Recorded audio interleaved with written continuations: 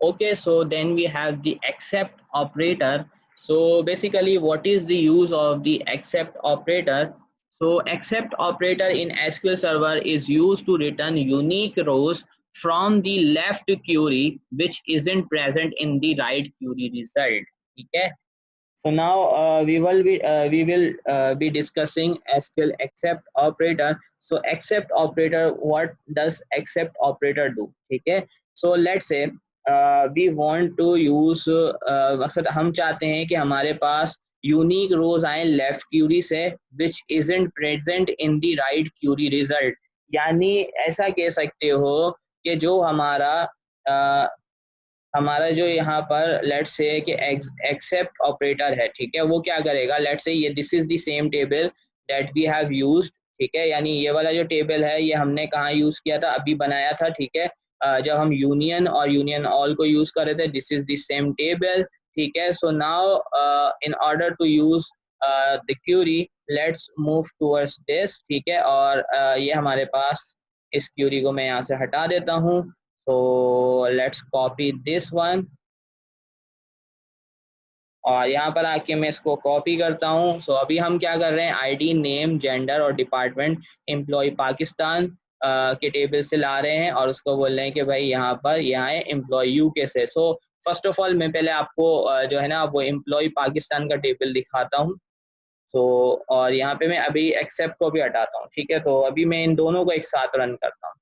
सो यहाँ पर कुछ ऐसा डेटा है, देखें अब यहाँ पे लेफ्ट टेबल किसको कहा जा रहा है, left table will be your first table, यानी जो स्टेटमेंट में पहला टेबल आएगा that will be the left table, ठीक है ना।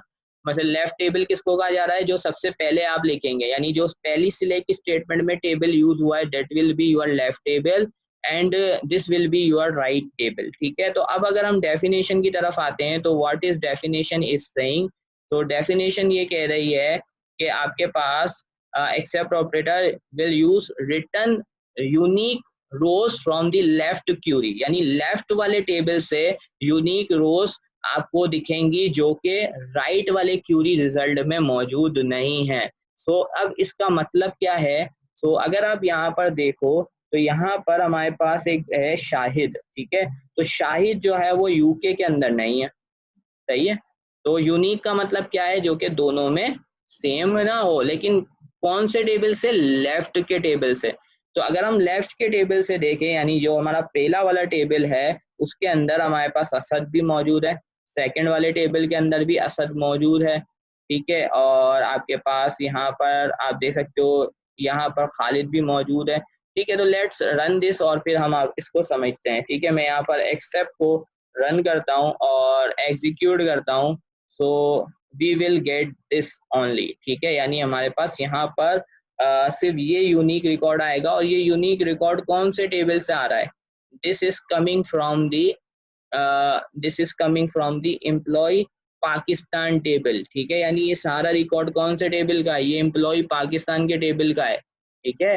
ये कौन से टेबल का है, एम्प्लॉय पाकिस्तान के टेबल का है। अगर मैं आपको यहाँ पर दिखाऊं तो यहाँ पर अगर आप आके देखोगे तो यहाँ पर एम्प्लॉय जो आपके पास पाकिस्तान का टेबल है उसके अंदर टोटल कितने रिकॉर्ड हैं, उसके अंदर टोटल 6 रिकॉर्ड हैं, ठीक है। एक असद का रिकॉर्ड है, ठीक है, जो कि दोनों टेबल में सेम है। अगर मैं आपको दिखाऊं, यहाँ पर मैं इसको एग्जीक्यूट करता हूँ, सो यू विल सी कि यहाँ पर सिर्फ एक ऐसा रिकॉर्ड है असद का जो कि दोनों टेबल के अंदर सेम है, ठीक है। तो इस वजह से आपके पास ये जो अगर आप इस क्यूरी को रन कर रहे हैं तो इस क्यूरी से आपको क्या रिजल्ट मिल रहा है, इस क्यूरी से आपको सिर्फ वही रिजल्ट मिल रहा है, यानी आपको वो सारे एम्प्लॉयज का डेटा दिख रहा है जो कि आपके पास सेकंड वाले एम्प्लॉय से बिलोंग नहीं करते, यानी सेकंड वाले टेबल के अंदर उनका डेटा मौजूद नहीं है।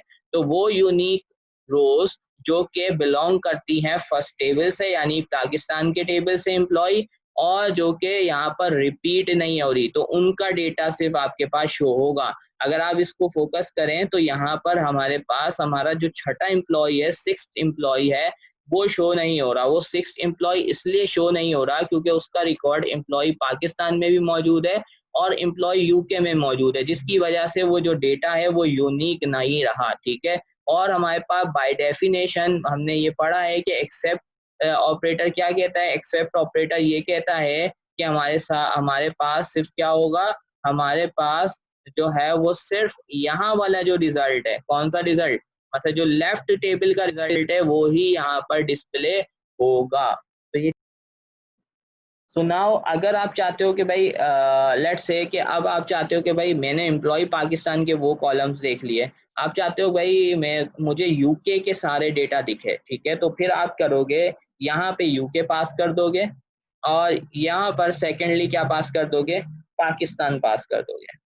सही है, तो अब आपको जो रिजल्ट दिखेगा वो आपके पास एम्प्लॉय यूके के टेबल का दिखेगा। तो यहाँ पर आप देखते हो तो यूके के टेबल से भी आपके पास कितने रिकॉर्ड आ रहे हैं, 5 ही रिकॉर्ड आ रहे हैं, क्योंकि छठा रिकॉर्ड दोनों टेबल के अंदर सेम है।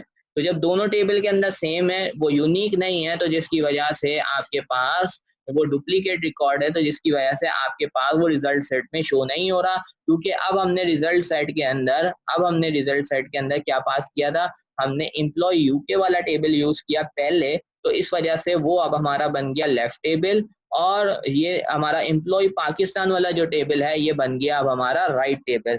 तो जो डेटा आएगी एक्सेप्ट ऑपरेटर में वो कहाँ से आएगी, वो हमेशा लेफ्ट वाले टेबल से आपके पास शो होगी। वो कहाँ से शो होगी, वो हमेशा लेफ्ट वाले टेबल से आपके पास शो होगी। ठीक है,